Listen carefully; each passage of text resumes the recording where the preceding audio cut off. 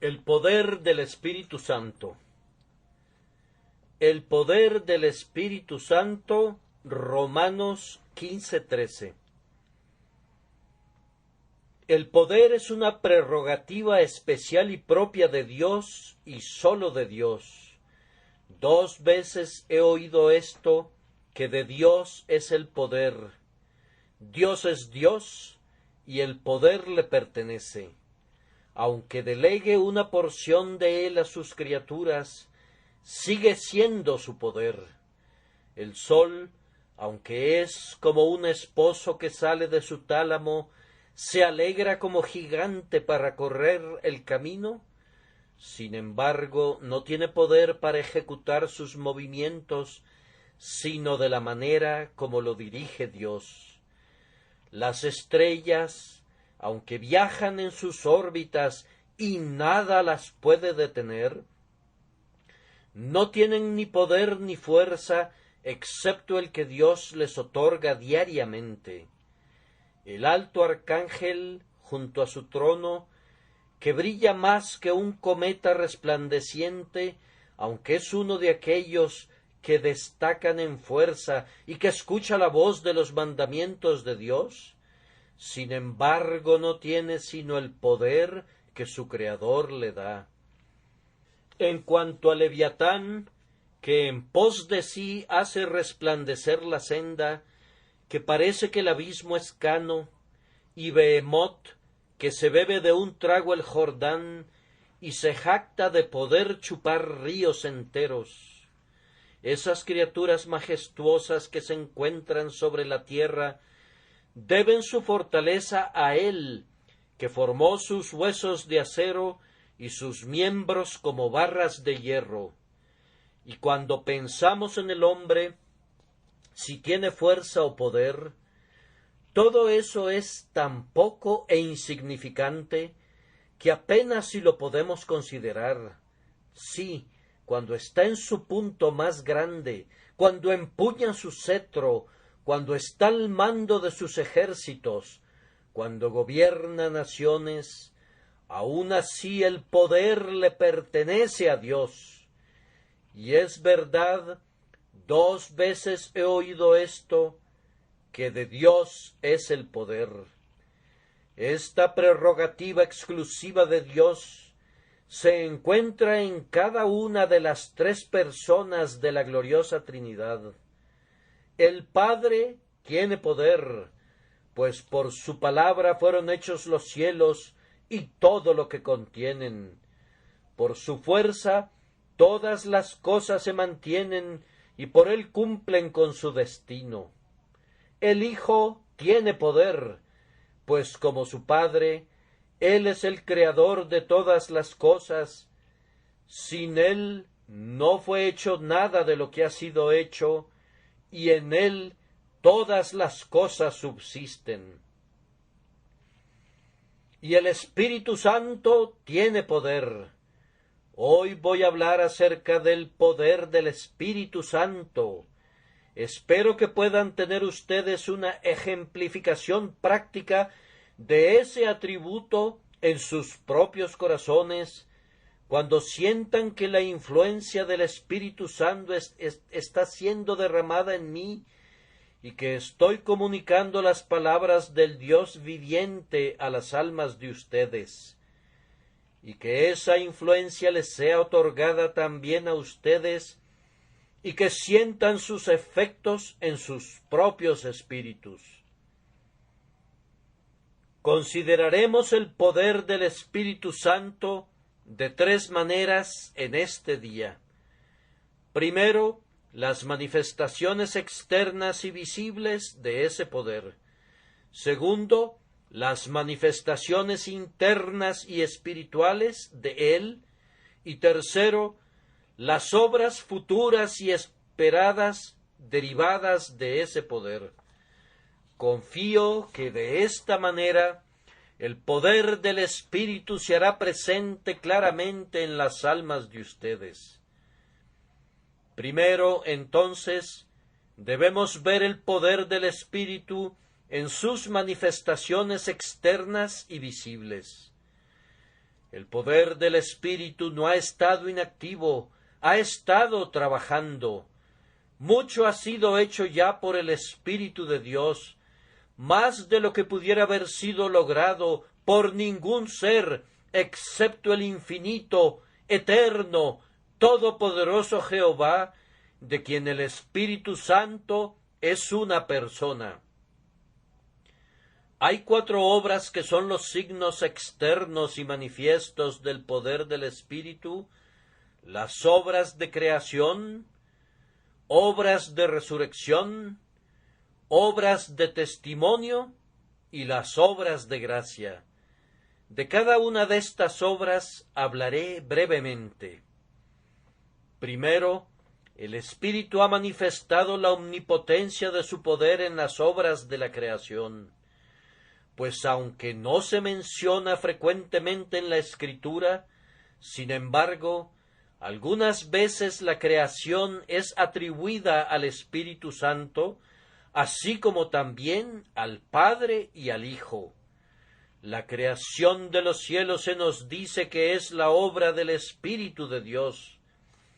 Esto lo verán de inmediato en las Sagradas Escrituras. Job 26:13. Su espíritu adornó los cielos, su mano creó la serpiente tortuosa. Se dice que todas las estrellas del cielo fueron colocadas en lo alto por el Espíritu, y una constelación particular llamada la serpiente tortuosa es señalada especialmente como el trabajo de sus manos. Él desata las ligaduras de Orión, él ata con cadenas las dulces influencias de las Pléyades y guía a la Osa Mayor junto con sus hijos. Él hizo todas esas estrellas que brillan en el cielo. Los cielos fueron adornados por sus manos, y él formó a la serpiente tortuosa por su poder. Y así también muestra su poder en esos actos continuos de creación que todavía se realizan en el mundo, como el crear al ser humano y a los animales, su nacimiento y generación. Estos también se le asignan al Espíritu Santo. Si ven el Salmo 104, en los versículos 29 y 30, leerán: escondes tu rostro, se turban, les quitas el hálito, dejan de ser y vuelven al polvo. Envías tu espíritu, son creados, y renuevas la faz de la tierra. Así ven ustedes que la creación de todo hombre es la obra del Espíritu, y la creación de toda vida y toda carne. La existencia de este mundo se debe atribuir al poder del Espíritu, así como también el primer adorno de los cielos, o darle forma a la serpiente tortuosa. Y si ven en el primer capítulo del Génesis, allí notarán particularmente explicada esa peculiar obra de poder en el universo que fue llevada a cabo por el Espíritu Santo. Ustedes descubrirán entonces cuál fue su trabajo especial. En el versículo 2 del primer capítulo de Génesis leemos: y la tierra estaba desordenada y vacía, y las tinieblas estaban sobre la faz del abismo, y el Espíritu de Dios se movía sobre la faz de las aguas. No sabemos cuán remoto pueda ser el período de la creación de nuestra tierra, ciertamente muchos millones de años antes del tiempo de Adán. Nuestro planeta ha pasado por varias etapas de existencia y diferentes clases de criaturas han vivido en su superficie, todas ellas creadas por Dios.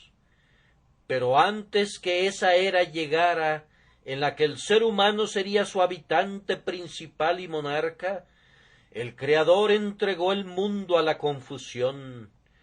permitió que los fuegos internos estallaran desde las profundidades y fundió toda la materia sólida, de manera que toda clase de sustancias estaban mezcladas en una vasta masa de desorden. El único nombre que se podría dar al mundo de entonces es que era una caótica masa de materia. ¿Cómo debió haber sido? No podrían ustedes adivinarlo o definirlo. La tierra estaba enteramente desordenada y vacía. Las tinieblas estaban sobre la faz del abismo, y el Espíritu de Dios se movía sobre la faz de las aguas. Llegó el Espíritu, y extendiendo sus anchas alas, ordenó a las tinieblas que se dispersaran, y al volar él sobre la tierra, todas las diferentes porciones de materia se colocaron en sus lugares, y ya no fue desordenada y vacía. Se volvió redonda como sus planetas hermanos y se puso en movimiento, cantando elevadas alabanzas a Dios, no de manera discordante como lo había hecho antes, sino como una grandiosa nota en la vasta escala de la creación. Milton describe muy bellamente este trabajo del Espíritu que establece el orden donde hay confusión, cuando el Rey de la Gloria, en su poderosa palabra y espíritu, vino para crear nuevos mundos. Sobre el piso celestial se detuvieron y desde la orilla contemplaron el vasto inmensurable abismo, tempestuoso como un mar, sombrío, desolado, salvaje, conmocionado hasta el fondo por vientos furiosos y por olas hinchadas como montañas, al asalto de las alturas del cielo para mezclar el polo con lo profundo. Silencio, ustedes, olas perturbadas, y tú, abismo, paz, dijo la palabra que todo crea. Pongan fin a sus discordias. Entonces sobre las aguas calmadas el Espíritu de Dios extendió sus alas creadoras e infundió virtud vital y calor vital a través de toda la masa fluida. Esto, vean ustedes, es el poder del Espíritu. Si hubiéramos visto a esa tierra en toda su confusión, hubiéramos dicho, ¿quién puede hacer un mundo de todo esto? La respuesta hubiera sido, el poder del Espíritu lo puede hacer. Con sólo extender sus alas como de paloma, él puede hacer que todas las cosas se junten. Por ello habrá orden en donde no había nada sino confusión. Y esto no es todo el poder del Espíritu. Hemos visto algunas de sus obras en la creación, pero hubo una instancia en particular de creación en la que el Espíritu Santo estuvo más especialmente ocupado, a saber, la formación del cuerpo de nuestro Señor Jesucristo. Aunque nuestro Señor Jesucristo nació de una mujer y fue hecho a semejanza de la carne pecadora, sin embargo, el poder que lo engendró estuvo enteramente en Dios, el Espíritu Santo, como lo expresan las Escrituras. El poder del Altísimo te cubrirá con su sombra. Él fue concebido por el Espíritu Santo, como dice el credo de los apóstoles, por lo cual también el santo ser que nacerá será llamado Hijo de Dios. La estructura corporal del Señor Jesucristo fue una obra maestra realizada por el Espíritu Santo. Supongo que su cuerpo debe haber sobrepasado a todos los demás en belleza, que haya sido como el del primer hombre, justo el modelo de lo que el cuerpo será en el cielo, en donde resplandecerá en toda su gloria. esa estructura, en toda su belleza y perfección, fue modelada por el Espíritu. En su libro estaban diseñados todos sus miembros cuando todavía no habían sido creados. Él lo modeló y lo formó. Aquí, pues, tenemos otro ejemplo de la energía creativa del Espíritu. Una segunda manifestación del poder del Espíritu Santo se encuentra en la resurrección del Señor Jesucristo. Si alguna vez han estudiado este tema, pueden haberse sentido desconcertados al hallar que algunas veces la resurrección de Cristo se le atribuye a Él mismo. Por su propio poder y divinidad, Él no podía haber sido detenido por los lazos de la muerte, pero como Él voluntariamente entregó su vida, tenía poder para retomarla. En otra parte de la Escritura encontramos que la resurrección es atribuida a Dios el Padre, le levantó de los muertos, exaltado por la diestra de Dios, y así otros muchos pasajes similares.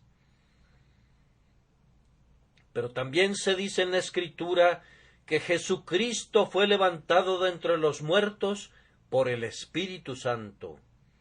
Ahora bien, todas esas cosas son ciertas.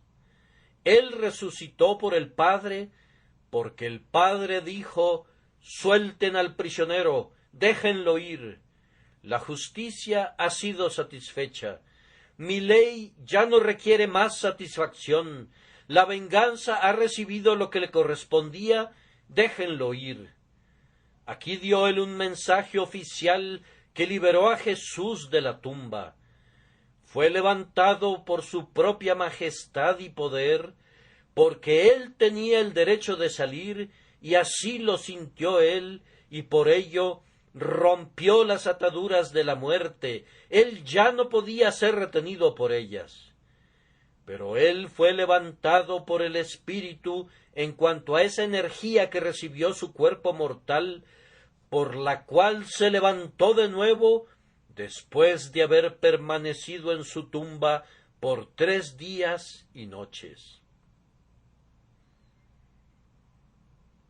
Si quieren pruebas de esto, deben abrir otra vez su Biblia en Primera de Pedro 3:18, porque también Cristo padeció una sola vez por los pecados, el justo por los injustos, para llevarnos a Dios, siendo a la verdad muerto en la carne, pero vivificado en espíritu.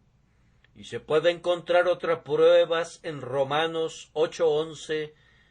Me gusta citar los textos porque creo que es una gran falla de los cristianos no escudriñar las Escrituras lo suficiente, y yo haré que lo hagan cuando estén aquí, si es que no lo hacen en otros lugares. Y si el Espíritu de aquel que levantó de los muertos a Jesús mora en vosotros, el que levantó de los muertos a Cristo Jesús vivificará también vuestros cuerpos mortales por su Espíritu que mora en vosotros. La resurrección de Cristo, pues, fue efectuada por la agencia del Espíritu, y aquí tenemos una noble ilustración de su omnipotencia. Si hubieran podido entrar, como lo hicieron los ángeles, en la tumba de Jesús y ver su cuerpo durmiente, lo hubieran encontrado frío como cualquier otro cadáver. Si levantaran su mano, se desplomaría a un lado. Si hubieran podido mirar sus ojos, estarían vidriosos, y allí se ve la lanzada mortal que debió acabar con su vida. Vean sus manos, no fluye la sangre, están frías e inmóviles. ¿Puede vivir ese cuerpo? ¿Puede levantarse? Sí, y ser un ejemplo del poder del Espíritu, porque cuando el poder del Espíritu llegó a él, al igual que cuando cayó sobre los huesos secos del valle, se levantó en la majestad de su divinidad, brillante y resplandeciente, que asombró a los vigilantes de manera que huyeron. Sí, se levantó para no morir más, sino para vivir para siempre, Rey de reyes y Príncipe de los reyes de la tierra. La tercera de las obras del Espíritu Santo que han demostrado su poder de manera maravillosa son las obras de testimonio. Con ello quiero decir las obras que atestiguan. Cuando Jesucristo fue bautizado en el río Jordán, el Espíritu Santo descendió sobre él en forma de paloma y lo proclamó el Hijo amado de Dios. Eso es lo que yo llamo una obra de testimonio.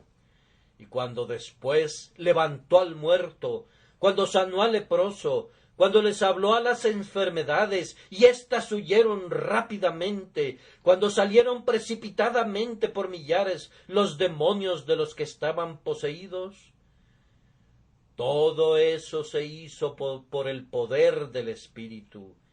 El Espíritu habitaba en Jesús sin medida, y por ese poder se obraron todos esos milagros. Estas fueron obras de testimonio. Y cuando Jesús se fue, recordarán ese magistral testimonio del Espíritu que regresó como un poderoso viento estruendoso entre los apóstoles congregados, y se les aparecieron lenguas repartidas como de fuego, asentándose sobre cada uno de ellos, y fueron todos llenos del Espíritu Santo, y comenzaron a hablar en otras lenguas, según como el Espíritu les daba que hablasen. Y cómo también ellos hicieron milagros, cómo predicaban, cómo Pedro resucitó a Dorcas, cómo Pablo sopló la vida en Eutico, cómo se hicieron grandes milagros por los apóstoles, así como lo había hecho su Señor, de manera que se vieron grandes señales y prodigios llevados a cabo por el poder del Espíritu de Dios, y muchos creyeron. Después de eso, ¿quién dudará del poder del Espíritu Santo? Esos miembros de la secta de Socinio que niegan la existencia del Espíritu Santo y su absoluta personalidad, ¿qué van a hacer cuando los atrapemos mostrándoles las obras de creación, de resurrección y de testimonio? Están contradiciendo la Escritura, pero observen, es una piedra sobre la que si algún hombre cae, saldrá lastimado, pero si cae sobre él, como lo hará si se resiste, lo triturará hasta convertirlo en polvo. El Espíritu Santo tiene poder omnipotente, sí, el poder de Dios, porque Él es Dios. Una vez más, si queremos otro signo externo y visible del poder del Espíritu, podemos mirar a las obras de gracia. Vean una ciudad donde un adivino tiene el poder que ha proclamado él mismo como una gran persona. Un cierto Felipe entra y predica la palabra de Dios, y enseguida Simón el mago pierde su poder, y él mismo busca para sí el poder del Espíritu, imaginando que puede comprarse con dinero. Vean en tiempos modernos un país en donde los habitantes viven en miserables tiendas hechas de paja y se alimentan de reptiles y de otras criaturas semejantes. Obsérvenlos cómo se inclinan ante sus ídolos y cómo adoran a sus falsos dioses y cómo están tan hundidos en la superstición y tan degradados que se llegó a debatir si tenían alma o no. Vean a un Robert Moffat, misionero en Sudáfrica por más de 50 años, que va con la palabra de Dios en su mano que él mismo tradujo al lenguaje de los bechuanas, óiganlo predicar con la capacidad de expresión que le da el Espíritu, acompañando esa palabra con poder. Ellos arrojan a un lado sus ídolos, odian y aborrecen sus costumbres anteriores, construyen casas en donde ellos habitan, se visten y ahora tienen una mente recta. Rompen el arco y parten la lanza en pedazos. La gente incivilizada se vuelve civilizada. El salvaje se vuelve educado. El que no sabía nada comienza a leer las Escrituras. De esta manera, por boca de aquellos que fueron salvajes, Dios atestigua el poder de su poderoso Espíritu. Tomen una casa en esta ciudad, y los podríamos llevar a muchas de esas casas. El padre es un borracho, un hombre que vive en una condición desesperada. Véanlo en su locura, y ustedes preferirían encontrarse con un tigre sin cadenas que con un hombre así. Da la impresión que él podría partir a un hombre en pedazos si llegara a ofenderlo. Observen a su esposa. Ella también tiene su voluntad, y cuando él la trata mal, le opone resistencia. Se han visto muchas peleas en esa casa, y a menudo el ruido que generan molesta a todo el vecindario. En cuanto a los pobres niños, véanlos en sus harapos y desnudez. Pobres pequeños ignorantes. Ignorantes, dije, están siendo instruidos, y muy bien instruidos, en la escuela del demonio, y están creciendo para ser herederos de la condenación. Pero alguien a quien Dios ha bendecido por su Espíritu es guiado a esa casa. Tal vez solo se trata de un humilde misionero de la ciudad, pero le habla a ese hombre. Oh, dice, ven y escucha la voz de Dios.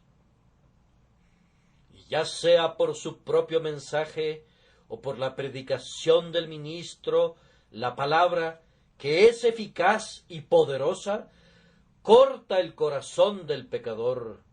Las lágrimas corren por sus mejillas como nunca se había visto antes. Tiembla y se estremece.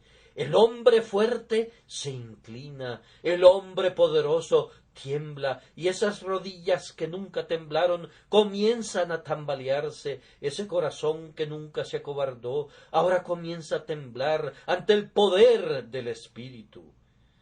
Se sienta en una humilde banca junto al penitente, deja que sus rodillas se doblen, mientras que sus labios pronuncian la oración de un niño, pero aunque es la oración de un niño, es la oración de un hijo de Dios. Le cambia su carácter. Observen el cambio en su casa. Su mujer se vuelve una señora decente. Esos niños son el crédito de la casa, y a su debido tiempo crecen como ramas de olivo alrededor de su mesa, adornando su casa como piedras preciosas. Si pasan por esa casa, no escucharán ruido ni peleas, sino cánticos de Sión. Véanlo, no más orgías de borracho.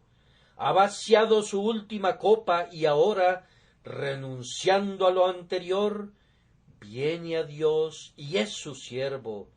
Ahora ya no escucharán a la medianoche el grito de las bacanales, pero si se oyera un ruido, sería el sonido de un solemne himno de alabanza a Dios. Y entonces, ¿acaso no hay algo así como el poder del Espíritu? Sí, y estos seres deben haberlo experimentado y visto. Conozco un pueblo que fue una vez el más profano de Inglaterra, un pueblo inundado de borrachos y de libertinos de la peor clase, donde era casi imposible que un viajero honesto se detuviera en una posada sin ser molestado por las blasfemias, un lugar notorio por sus incendiarios y por sus ladrones. Un hombre, el jefe de todos, escuchó la voz de Dios. El corazón de ese hombre fue quebrantado. Todos sus pandilleros vinieron también para escuchar la predicación del Evangelio y se sentaron y parecían reverenciar al predicador como si fuera un dios y no un hombre.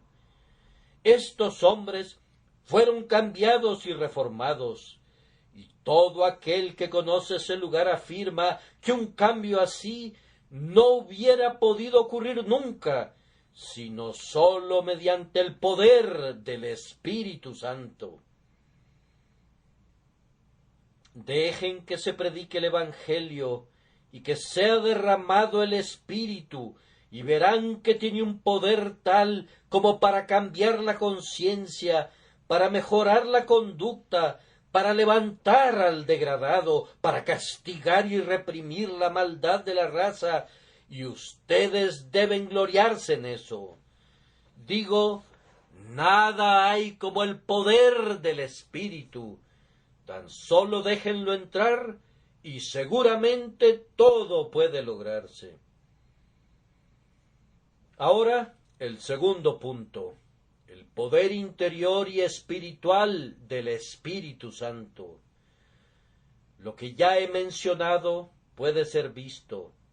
De lo que estoy a punto de hablar debe ser sentido, y ningún hombre entenderá verdaderamente lo que digo a menos que lo sienta.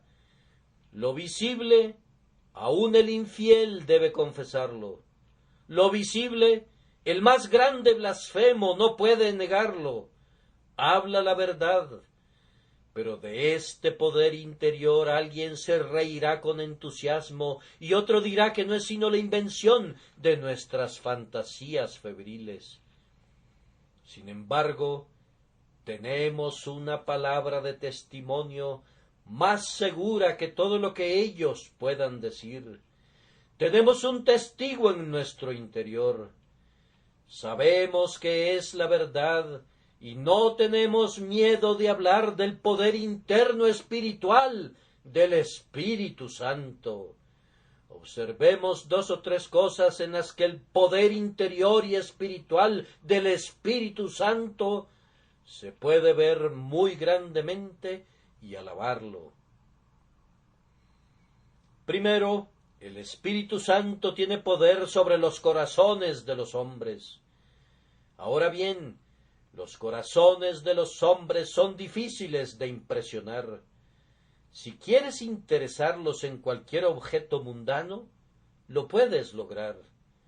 Una palabra engañosa puede ganar el corazón de un hombre, un poco de oro puede ganar el corazón de un hombre, un poco de fama y un poco de clamor del aplauso puede ganar el corazón de un hombre, pero no hay ningún ministro que respire que pueda ganar el corazón de un hombre por sí mismo. Puede ganar sus oídos y hacer que lo escuchen. Puede ganar sus ojos y hacer que se fijen en él. Puede ganar la atención, pero el corazón es muy resbaloso. Sí, el corazón es un pez que no se deja atrapar por los pescadores del Evangelio. Pueden algunas veces jalarlo casi fuera del agua, pero viscoso como una anguila se resbala entre sus dedos y después de todo no lo capturan. Muchos hombres se han imaginado que han capturado el corazón, pero se han desengañado. Se necesita un hábil cazador para atrapar al ciervo en las montañas. Es demasiado rápido para que el pie humano pueda acercársele. Sólo el Espíritu tiene el poder sobre el corazón del hombre. ¿Alguna vez han probado ustedes su poder en un corazón? Si un hombre piensa que un ministro puede convertir el alma, me gustaría que lo intentara. Déjenlo que vaya y sea un maestro de la escuela dominical. Dará su clase, tendrá los mejores libros que puedan obtenerse, tendrá las mejores reglas, instalará sus murallas alrededor de su Sebastopol espiritual. tomará al mejor muchacho de su clase, y mucho me equivoco si ese muchacho no estará cansado en una semana. Déjenlo que pase 4 o 5 domingos intentándolo, pero luego dirá, este muchacho es incorregible. Déjenlo intentar con otro, y tendrá que intentar con otro y otro y otro antes de que pueda ser capaz de convertir a uno. Pronto se dará cuenta que no con ejército ni con fuerza, sino con mi espíritu, ha dicho Jehová de los ejércitos. ¿Puede convertir un ministro? ¿Puede tocar el corazón? David dijo, se engrosó el corazón de ellos como sebo. Sí, eso es completamente cierto, y no podemos atravesar tanta grasa. Nuestra espada no puede llegar al corazón, porque está recubierto de tal cantidad de grasa, es más duro que una rueda de molino. Más de una buena espada vieja de Jerusalén ha perdido su filo contra un corazón duro. Una pieza del verdadero acero que Dios ha puesto en las manos de sus siervos ha perdido su filo al ser apuntada contra el corazón de un pecador. No podemos llegar al alma, pero el Espíritu Santo puede. Mi amado metió su mano por la ventanilla y mi corazón se conmovió dentro de mí. Él puede dar un sentido del perdón comprado con la sangre que puede disolver a un corazón de piedra. Él puede hablar con esa voz que despierta a los muertos y que ordena levantarse al pecador y que hace que la conciencia culpable tema la muerte que nunca muere. Él puede hacer que se oigan los truenos del Sinaí. Sí, Él puede hacer que los dulces susurros del Calvario entren en el alma. Él tiene el poder sobre el corazón del hombre, y la prueba gloriosa de la omnipotencia del Espíritu es que Él tiene dominio sobre el corazón. Pero hay una cosa más terca que el corazón, es la voluntad.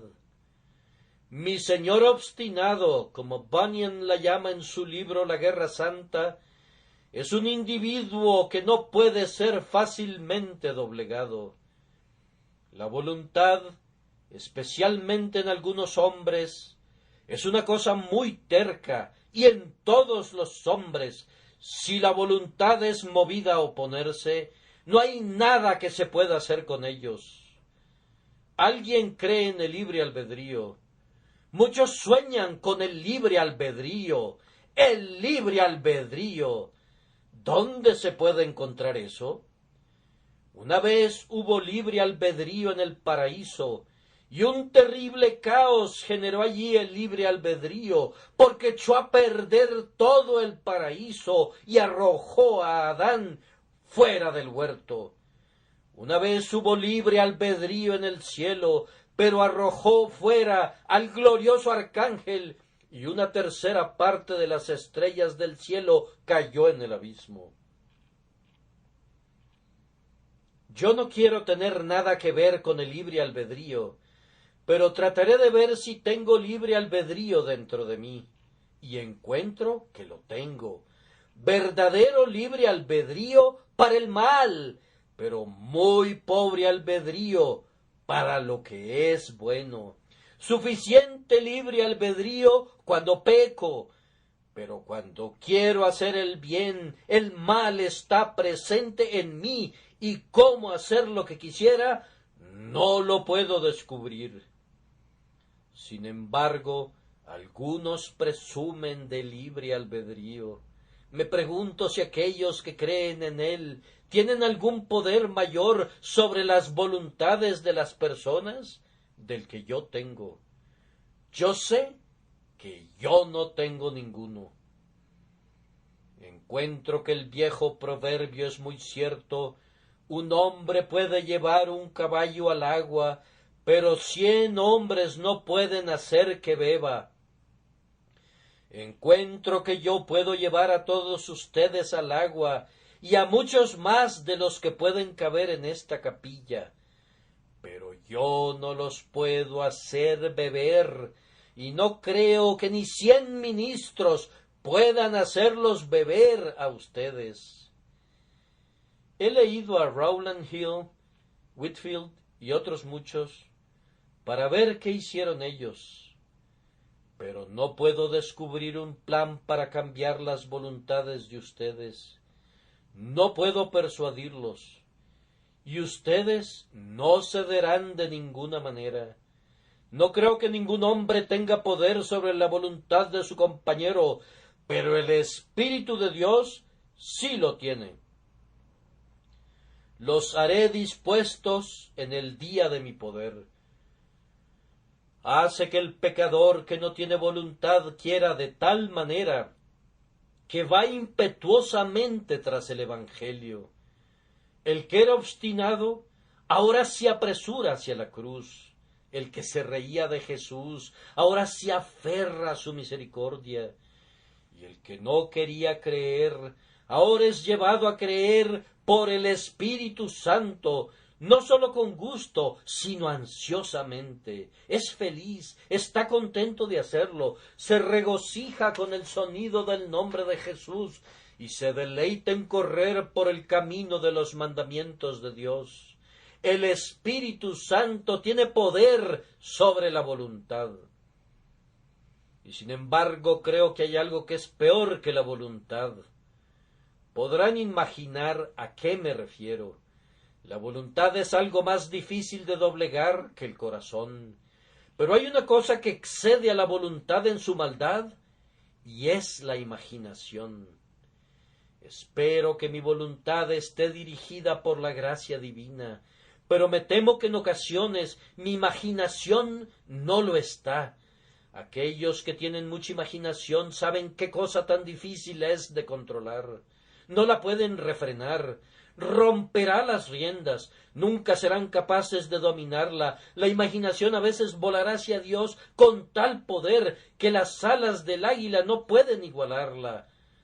A veces tiene tal poder que casi puede ver al rey en su belleza y la tierra distante. En lo que a mí respecta, mi imaginación me lleva a veces sobre las puertas de hierro, a través de ese infinito desconocido, hasta las propias puertas de perlas, y descubrir al bendito glorificado. Pero si es potente en un sentido, también lo es en otro, pues también mi imaginación me ha hecho descender a los más viles escondrijos y cloacas de la tierra. Me ha traído pensamientos tan horribles que, a pesar de no poder evitarlos, he estado completamente aterrorizado por ellos. Estos pensamientos vendrán, y cuando me siento en mi marco más santo, más devoto hacia Dios y más fervoroso en mi oración, a menudo sucede que es el preciso momento que estalla la plaga en su peor forma. Pero me gozo y pienso una cosa, que puedo clamar cuando esta imaginación viene a mí. Yo sé que se dice en el libro de Levítico que cuando se cometía un acto de maldad, si la muchacha clamaba contra él, entonces salvaba su vida. Así sucede con el cristiano. Si clama, hay esperanza. ¿Pueden encadenar la imaginación? No, pero el poder del Espíritu Santo sí puede. Lo hará, y ciertamente termina haciéndolo. Lo hace aún aquí en la tierra. Pero la última cosa es el futuro y los efectos deseados. Porque después de todo, aunque el Espíritu Santo ha hecho tanto, no puede decir todavía consumado es.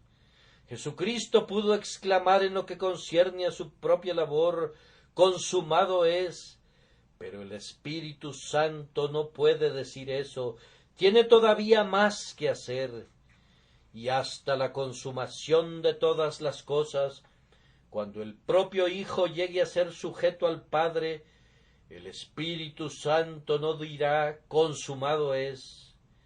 ¿Qué es lo que tiene que hacer el Espíritu Santo? Primero, tiene que perfeccionarnos en la santidad. Hay dos clases de perfección que un cristiano necesita. Una es la perfección de la justificación en la persona de Jesús, y la otra es la perfección de la santificación obrada en él por el Espíritu Santo. Por el momento la corrupción todavía descansa en los pechos de los regenerados. Actualmente el corazón es parcialmente impuro. Todavía tenemos lujurias e imaginaciones malvadas. Pero, oh, mi alma se regocija al saber que viene el día cuando Dios terminará el trabajo que ha iniciado y presentará mi alma no solamente perfecta en Cristo, sino perfecta en el Espíritu, sin mancha o defecto o nada parecido. Y es verdad que este pobre corazón depravado llegará a ser tan santo como el de Dios. Y este pobre espíritu que a menudo exclama, miserable de mí, ¿quién me librará de este cuerpo de pecado y de muerte? Este mismo pobre espíritu será libre del pecado y de la muerte. Y ya no oiré cosas malas que perturben mis oídos, y no tendré pensamientos impuros que perturben mi paz. Oh, feliz hora, que se apresure, justo antes de que yo muera, se habrá terminado la santificación, pero hasta ese momento no puedo tener la perfección en mí mismo. Pero en ese momento, cuando parta mi espíritu, tendrá su último bautismo en el fuego del Espíritu Santo, será puesto en el crisol para su última prueba en el horno. Y entonces, libre de toda escoria y fino como una barra de oro puro, será presentado a los pies de Dios sin el mínimo grado de escoria o mezcla. Oh hora gloriosa, oh momento bendito, pienso que deseo morir aunque no hubiera un cielo, si tan solo pudiera tener esa última purificación y salir de la corriente del río Jordán totalmente limpio después de ser lavado. Oh, ser lavado y quedar blanco, limpio, puro, perfecto. Ni un ángel será más puro de lo que yo seré. Sí, ni Dios mismo será más santo. Seré capaz de decir en un sentido doble, gran Dios, soy limpio, por medio de la sangre de Jesús soy limpio, y a través de la obra del Espíritu también soy limpio. ¿No debemos ensalzar el poder del Espíritu Santo que nos hace aptos para estar ante nuestro Padre en el cielo?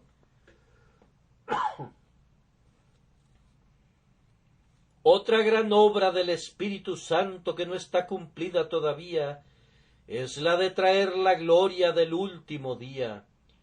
En unos cuantos años, no sé cuándo, no sé cómo, el Espíritu Santo será derramado en una forma muy diferente que en el presente.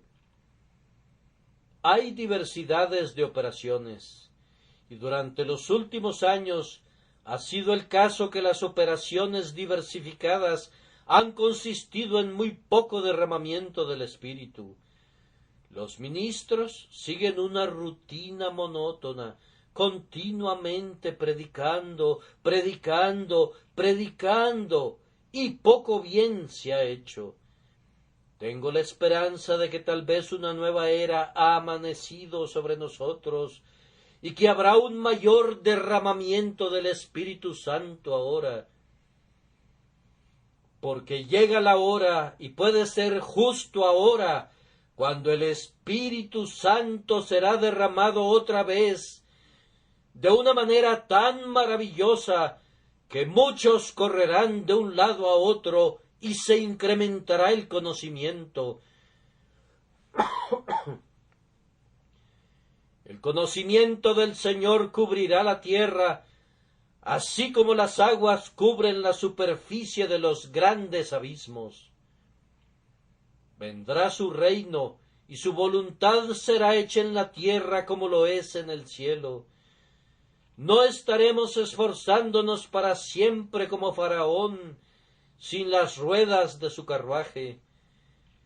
Mi corazón se alegra, y mis ojos brillan con el pensamiento de que muy probablemente viviré para ver cómo se vierte así el Espíritu cuando los hijos y las hijas de Dios otra vez profetizarán, y los jóvenes verán visiones, y los ancianos soñarán sueños. Tal vez no habrá dones milagrosos, porque no serán requeridos, pero sin embargo habrá tal cantidad milagrosa de santidad, tal extraordinario fervor de oración, tal real comunión con Dios, y tanta religión vital, y tanta difusión de las doctrinas de la cruz, que todo mundo verá que verdaderamente el Espíritu es derramado como agua, y las lluvias descienden de arriba.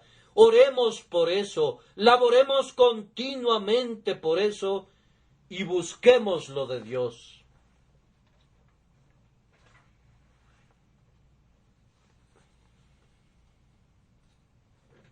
Otra obra más del Espíritu, que manifestará de manera especial su poder, será la resurrección general. Tenemos razón para creer por la Escritura que la resurrección de los muertos, aunque será efectuada por la voz de Dios y de su palabra, el Hijo, también será efectuada por el Espíritu. Ese mismo poder que levantó a Jesucristo de entre los muertos, también vivificará los cuerpos mortales. El poder de la resurrección es tal vez una de las mejores pruebas de las obras del Espíritu.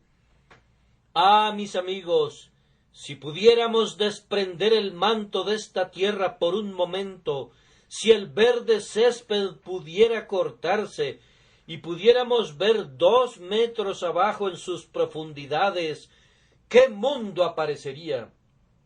¿Qué veríamos? Huesos, esqueletos, podredumbre, gusanos, corrupción. Y ustedes dirían, ¿vivirán estos huesos secos? ¿Se pueden levantar? Sí, en un momento, en un abrir y cerrar de ojos. A la final trompeta los muertos serán resucitados. Él habla, están vivos. Véanlos dispersos, el hueso se junta con su hueso.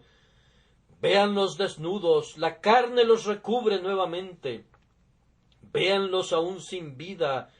Ven de los 4 vientos, oh aliento, y sopla sobre estos muertos. Cuando el viento del Espíritu Santo viene, ellos viven y estarán de pie como un gran ejército. Así he intentado hablarles del poder del Espíritu, y confío que se los he podido mostrar.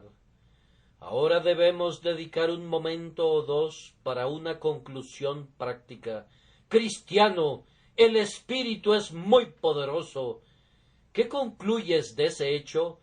Pues que tú nunca debes desconfiar del poder de Dios para llevarte al cielo. Oh, qué dulce verso es ese que impresionó mi alma el día de ayer. Su probado brazo todopoderoso está levantado para tu defensa. ¿Dónde está el poder que pueda alcanzarte en tu refugio o que pueda arrancarte de allí? El poder del Espíritu Santo es tu baluarte y toda su omnipotencia te defiende. ¿Pueden conquistar tus enemigos a la omnipotencia? Entonces pueden conquistarte. ¿Pueden luchar con la deidad y arrojarla al suelo? Entonces ellos pueden conquistarte. Pero eso no sucederá, porque el poder del Espíritu es nuestro poder, el poder del Espíritu es nuestra fortaleza. Y una vez más, cristianos, si este es el poder del Espíritu, ¿por qué habrían de dudar de algo?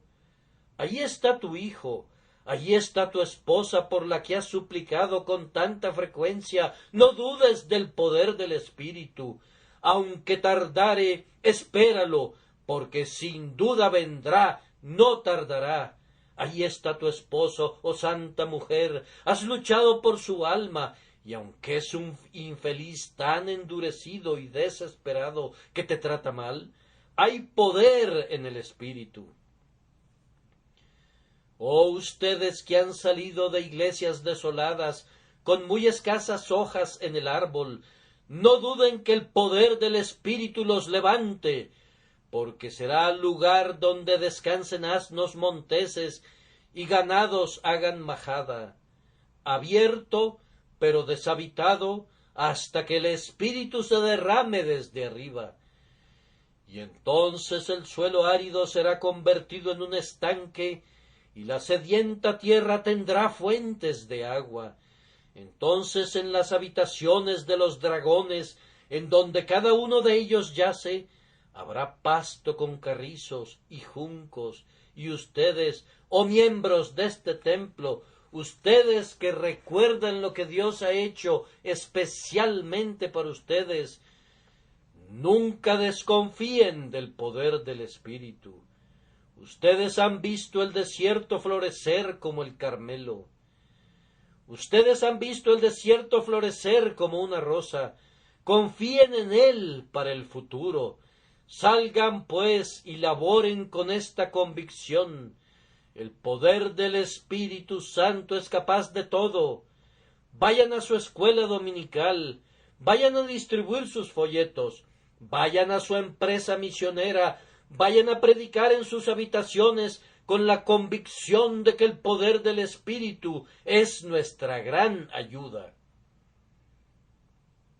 Y ahora, por último, a ustedes pecadores, ¿qué más tenemos que decirles acerca de este poder del Espíritu? Estoy convencido que hay esperanza para algunos de ustedes. Yo no puedo salvarlos, yo no puedo conmoverlos. A veces puedo hacer que lloren, pero se secan sus ojos y todo ha terminado. Pero yo sé que mi Señor sí puede. Ese es mi consuelo. Tú, el primero de los pecadores, hay esperanza para ti. Este poder te puede salvar como a cualquiera.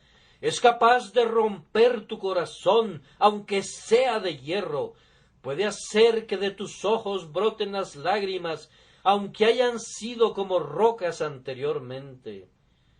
Su poder es capaz hoy, si Él lo quiere, de cambiar tu corazón, de modificar la corriente de todas tus ideas, de hacerte de inmediato un hijo de Dios, de justificarte en Cristo.